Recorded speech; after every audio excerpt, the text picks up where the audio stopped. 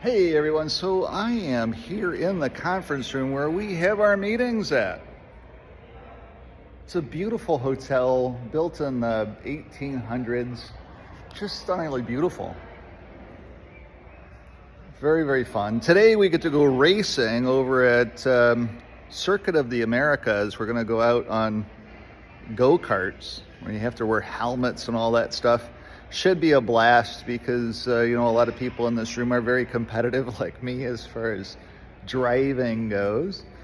So it should be a blast. But today's topic I wanted to touch on with you is the new home savings accounts and how they can be structured to be able to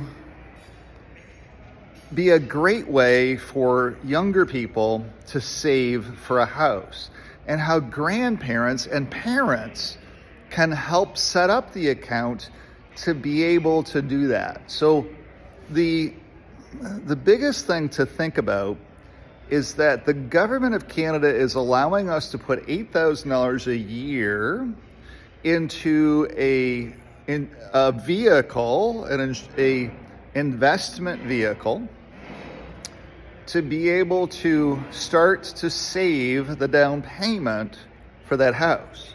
Now, we can use RSPs as well to do that. But the government has come up with this new way so that you don't have to tap your retirement account. And it's a way for, say, grandparents, aunts and uncles, anybody who has more significant assets, to be able to give to children in an account. And the way that they talked about it is, let's say that somebody wanted to gift the full $40,000 that you're allowed to put into that home savings account. Now, the account can only be open for 15 years. So the person that you're giving the money to, let's say they're 20 years old. Well, sometime between 20 and 35, hopefully they buy a house. If they don't buy a house, then the money has to transfer over into a secured product like a RSP. If you don't use the money, the goal is to use the money to buy that first house. So the way that we can get around, so let's say that grandma is in her 80s and she wants to give to a nephew, let's say. Well, the way that we get around that is grandma can go ahead and gift that money over to that person, that whole $40,000. And then we put that money into the first $8,000 goes into the product, whatever that product is, to be able to get a return, to be able to start saving for that down payment for that house. And then the other $32,000 goes into a laddered GIC product, where every year then, so a 1-year GIC, a 2-year GIC, a 3-year GIC, a 4-year GIC. And then what happens is that you link the GIC expiry or renewal, or it's really just the expiry. The GIC expiry then transfers, because you can do it, click it right there. It transfers over into the home savings account every year when the GIC comes due for renewal.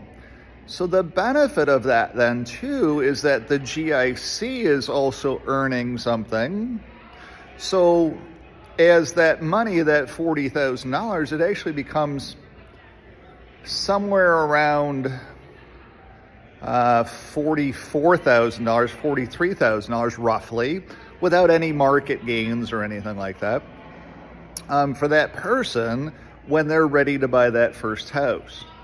And so it makes a lot of sense as a realtor to be able to have those conversations with my clients. How are we going to be helping our children save the down payment for that house?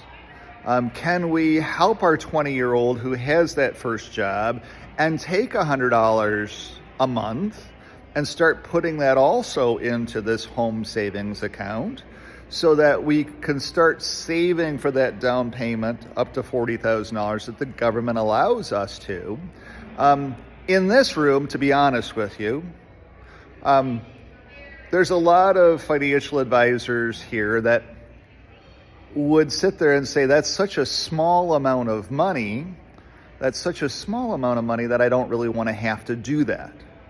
But for a guy like me, I want to do that. I want to help people buy that first house.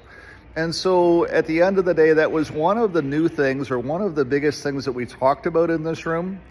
And it's a way to be able to bring in younger people into this business to help them start focusing on how they can help people save the down payment for that first house. The benefit is that, and Arletta is right here too. She's going to come in and she's going to say hi. I'm doing a video for YouTube right now. Yeah, that's what I'm here for. So she's going to help me by holding the phone. So at the end of the day, that was one of the biggest things that we talked about. I got to come back over here. So that was one of the biggest things that we talked about in the room today, was helping first-time home buyers save with that new government program that we're allowed to put about $40,000 a year in, plus the growth. So that was just one of the topics that we talked about here today, and there were far more advanced topics and other things that just go sailing over my head. But thanks for watching.